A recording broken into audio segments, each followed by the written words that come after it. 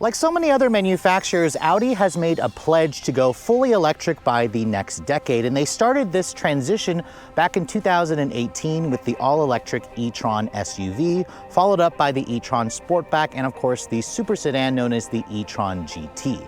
However, today, as you can see, Audi has loaned me a vehicle that is the next chapter of their electric evolution. This right here is the 2023 Audi Q4 Sportback e-tron, a new, more affordable all-electric SUV that rides on the same MEB architecture as the very popular Volkswagen ID.4. So if you guys are in the market for an electric Audi SUV, but you want something that doesn't necessarily break the bank, that goes over 200 miles on a full charge, how does the all-new Q4 e-tron Sportback stack up? Stay tuned to find out.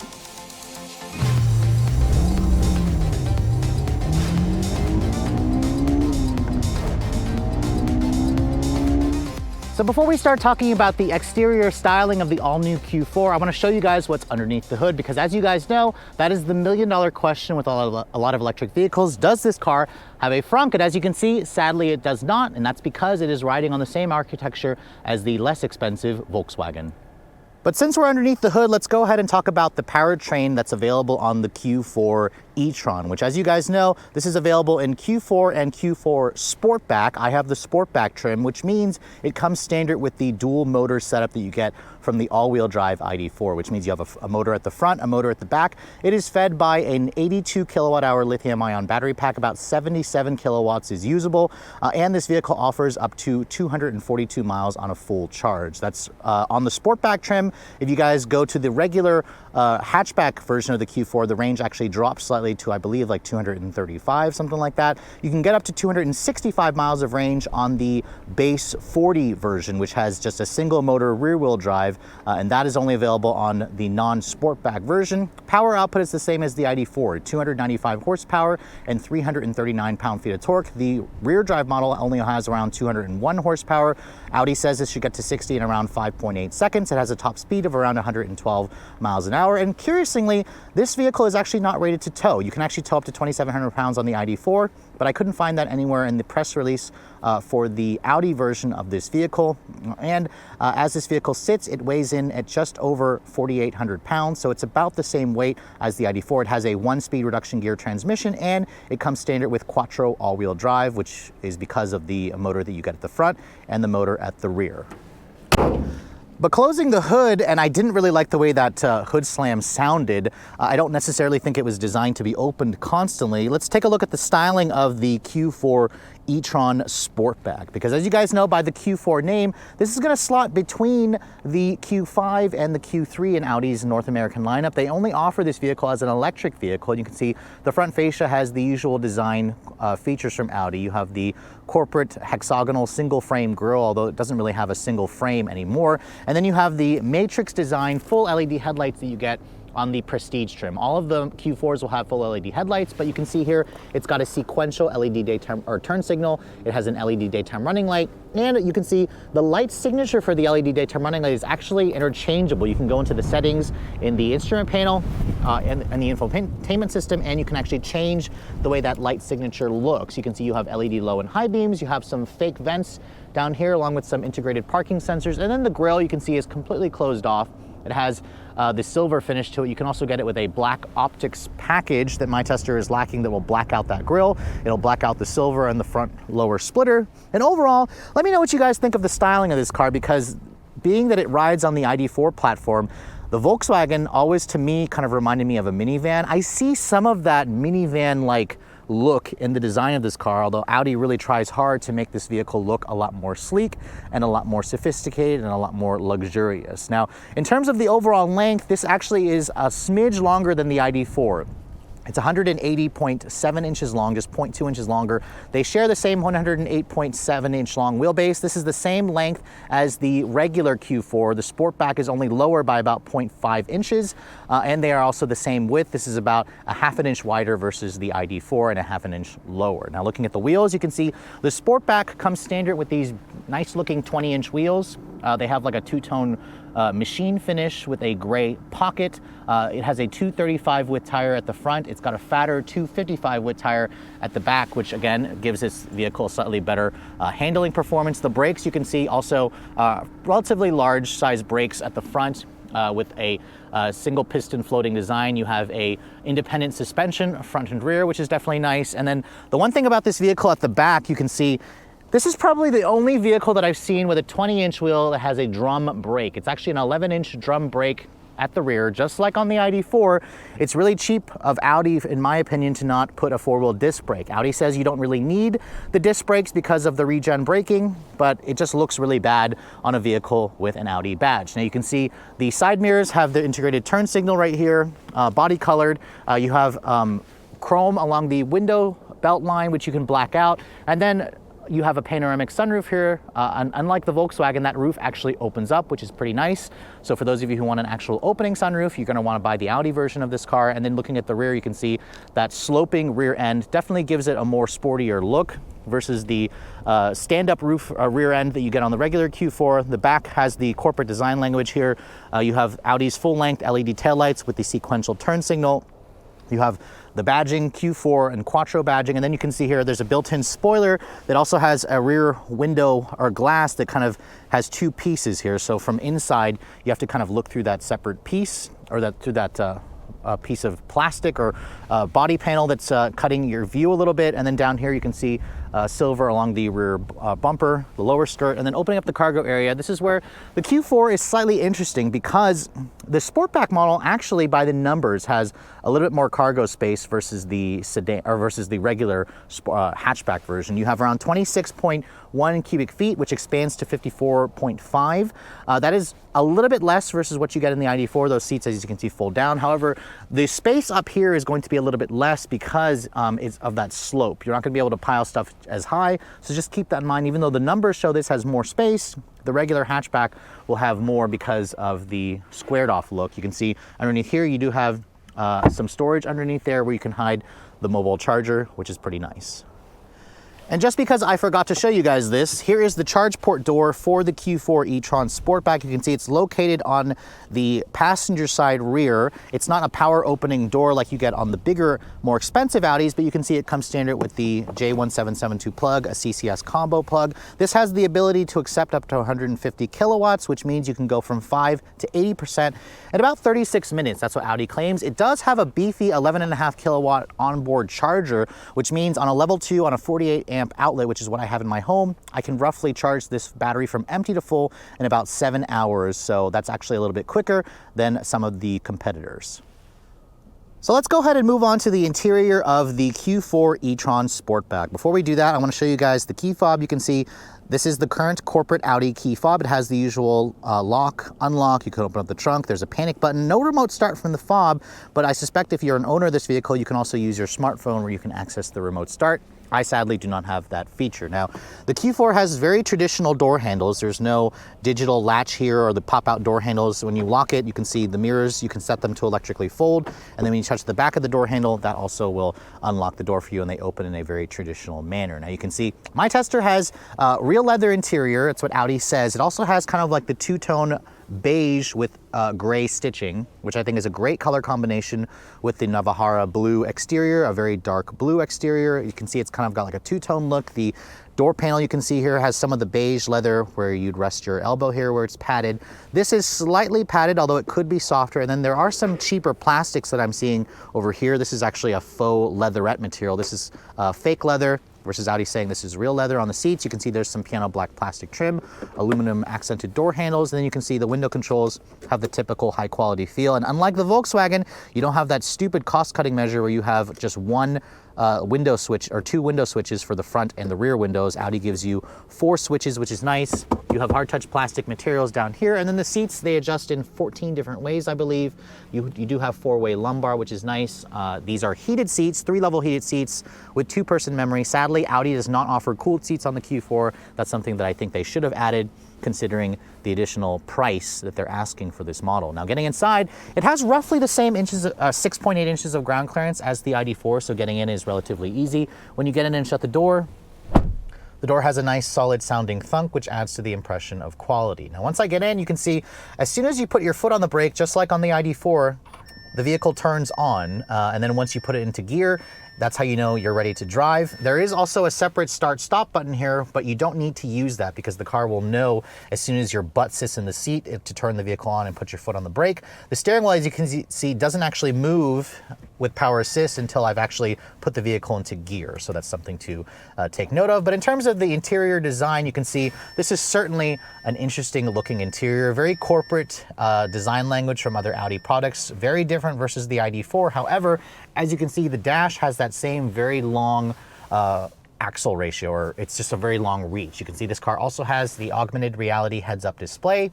You have a premium Sonos sound system in this vehicle, which I've actually never seen a Sonos branded audio system in any other vehicle, so it's cool to see that. It sounds good. It's pretty much on par with the other high-end Bang & Olufsen systems you get in other Audis. Now you can see the steering wheel is a unique look for the Q4. You can also get it with a flat bottom design if you guys go for the black optics package. My Tesla doesn't have it.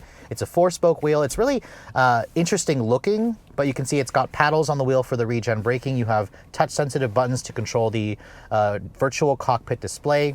The steering wheel itself also has a manual tilt and telescoping with a huge amount of adjustability and range, so you can kind of get into this car and get a comfortable driving position. The horn, oh my gosh, it sounds horrible. It's very puny sounding.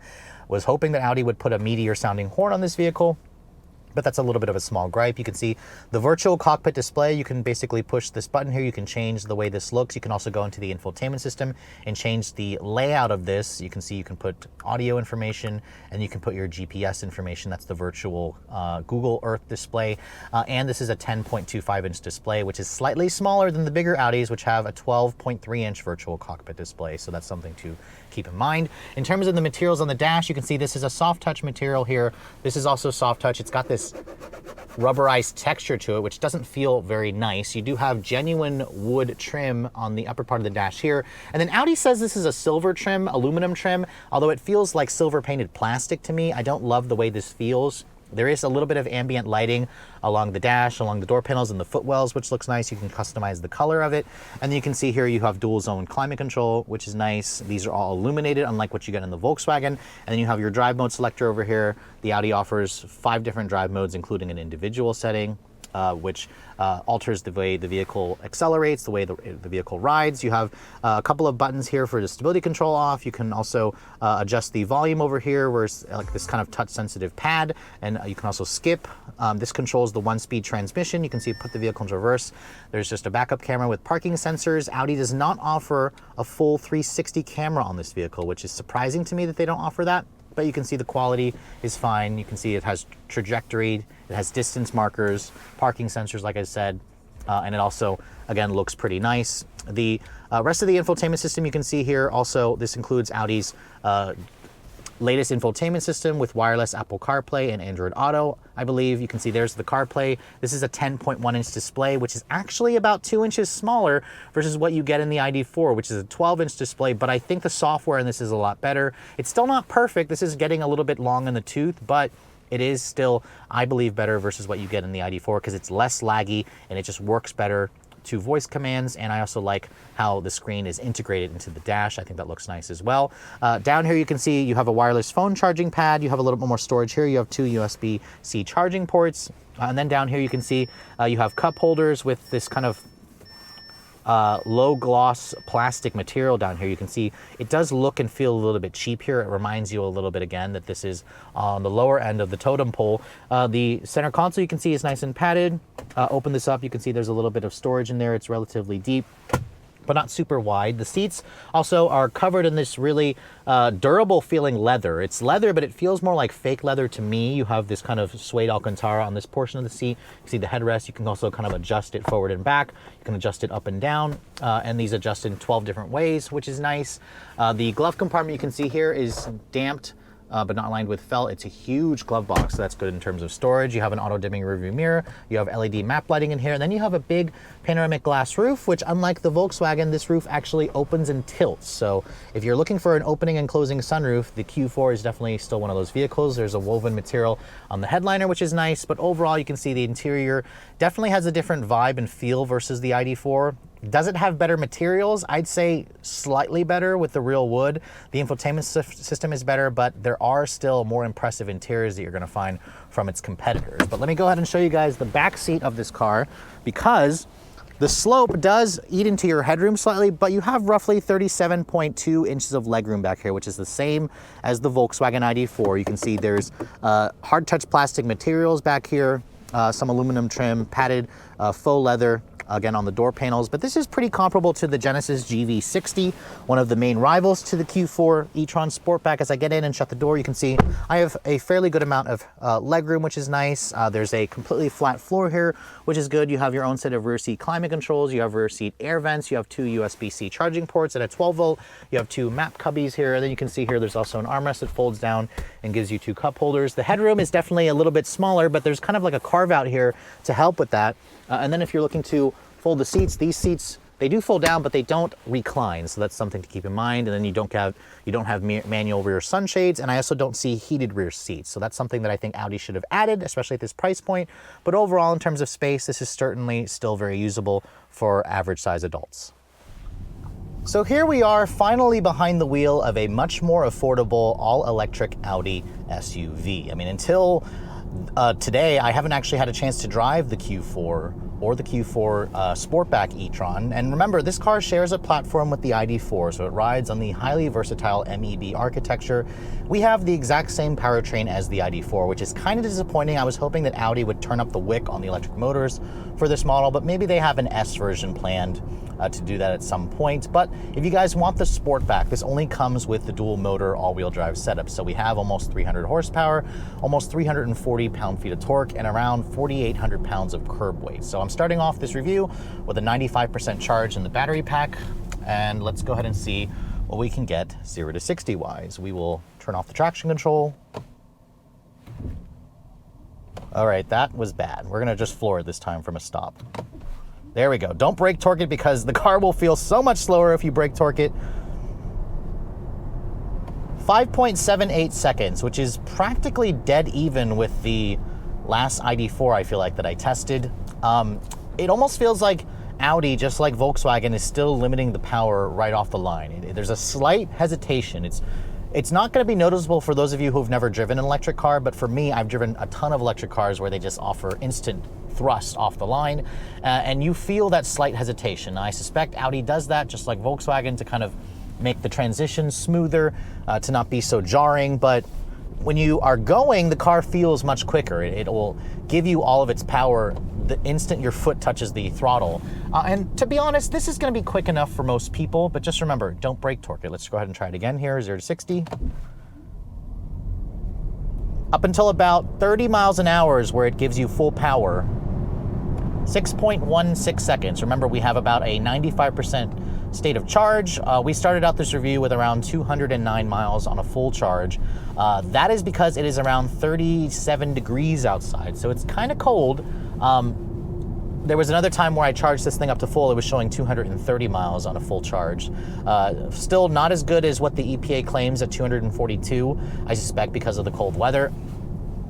In my real world testing, I've been getting around 210 to 215 miles of range on a full charge in these colder conditions. So this is kind of where the Q4 e-tron, just like the ID.4, is lacking a little bit in terms of range in colder climates.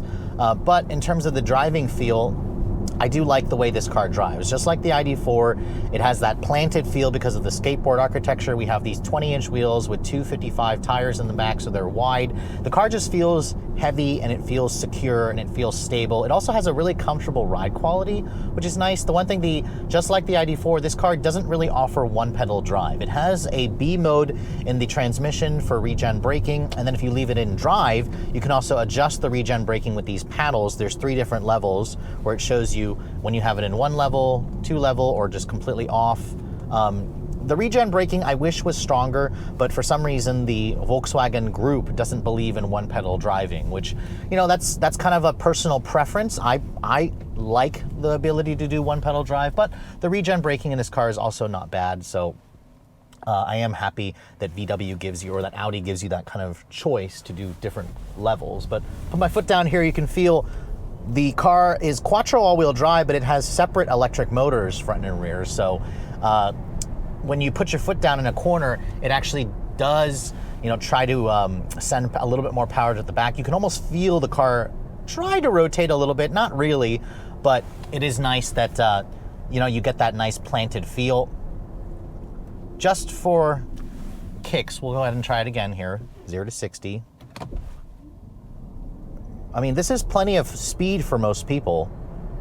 So quiet and smooth, 5.74. So again, consistent. Audi says 5.8.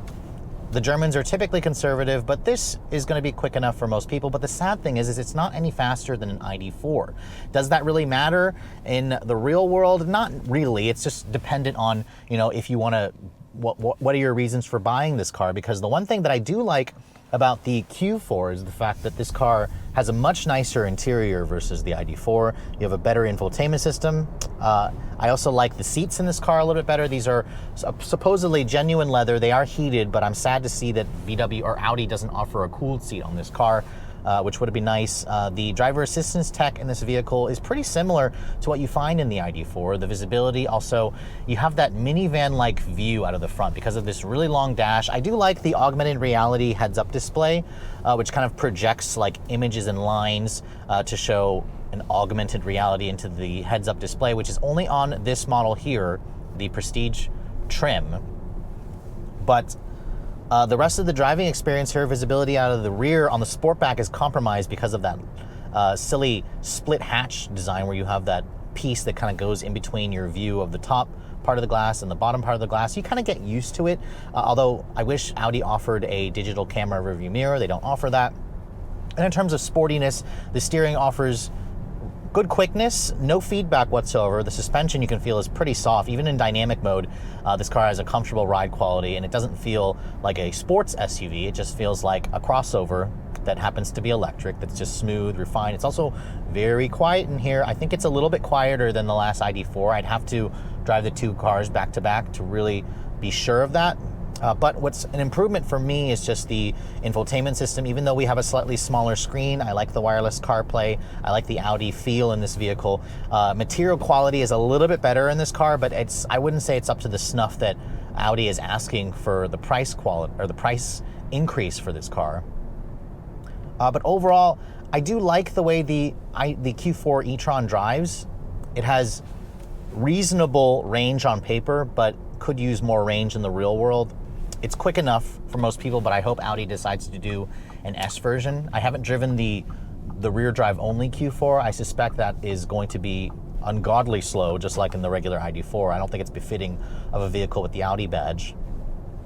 And you don't really get too much in terms of compromise with the Sportback because technically the cargo area is the same, although you will get slightly reduced headroom, but the legroom is the same in the rear seat. So overall, I like the Q4 Sportback. I'm just not entirely sure Audi has done enough here to differentiate it from its excellent rivals. And a lot of them aren't even luxury brands, so you don't have to get a luxury brand to get an excellent all-electric SUV. So up until now, if you were looking to buy an all-electric Audi vehicle, you had to spend at least $70,000, which most of you were spending closer to $90,000 with options, which, let's be honest here, that price range is mostly out of reach for the majority of Americans. So with the introduction of the Q4 and the Q4 Sportback e-tron, Audi has finally brought a lower starting price to their all-electric models because the regular hatchback version of this starts at around $49,800. The Sportback is almost $10,000 more, and that's because this only comes with the dual motor all-wheel drive setup. The price difference is really around $3,000 when you compare this to a 50i or 50 version of the regular hatchback. Now, after spending a full week with the Q4 e-tron Sportback, I really do like this vehicle. The overall package, I think, is a little bit more appealing versus the ID.4. Unfortunately, it still comes with a few of the drawbacks from the MEB architecture. Now, in terms of the driving dynamics, I think this is a nice driving vehicle. It offers decently quick acceleration, 0 to 60 in 5.7 seconds. The handling is secure, the interior is comfortable, the seats are comfortable, it's relatively spacious in here, and the tech is a big improvement over versus what you get in the ID.4, although I'm surprised to see a slightly smaller screen here. It just doesn't make sense when you're spending more money on the Audi version. Really, when you start to look at the competitors to the Q4, this is where you start to see some dents in the armor, because you could buy something like the Genesis GV60 for around the same price and you get way quicker acceleration. You get a more impressive interior with better luxury and better technology, and you also get much quicker charging, because remember, the charging capability of this vehicle here, it has the same 400-volt architecture, which means it has the ability to go from 10 to 80% in about 36 minutes, and you have the max charging acceptance of around 150 kilowatts. That is, again, fine like 3 years ago, but the fact that it doesn't have the same 800-volt architecture as the e-tron GT does put this at a disadvantage. Even the new ID.4, the 2023 model, which I haven't had a chance to drive yet, charges a little bit faster because Volkswagen was able to increase the charging speed to 170 kilowatts. So I imagine Audi's going to make some changes to this car as time goes on, perhaps through software updates or even some hardware updates.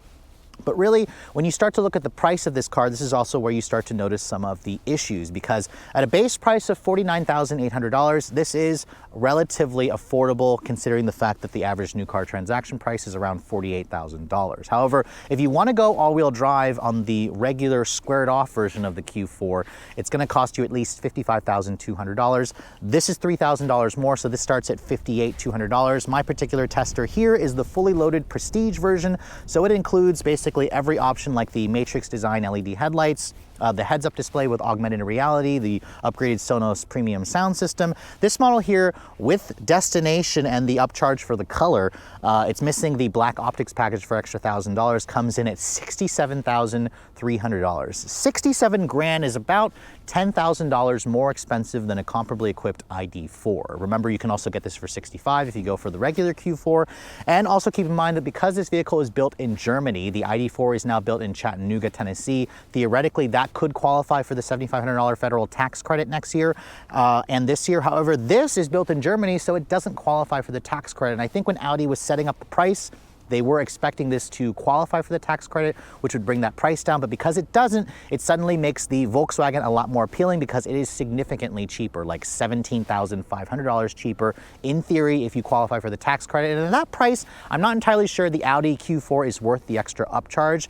$10,000 more, I think it could be worth it if you guys really value the fact that Audi is a prestigious brand and it has a nicer interior with a better infotainment system, but you don't get any more performance and you also get slightly less range versus the Volkswagen, which again makes it slightly less appealing. So I'm hoping Audi does something here to make it more enticing. They could give it more power, better range, but just something to give buyers an additional reason to pay the extra money for the Audi, because at this price point, I do feel that the Volkswagen is a better deal. But if you guys are okay with all of that, the Q4 is certainly worth a look. But with all that said, I hope you guys have enjoyed my full overview on the 2023 Audi Q4 e-tron Sportback.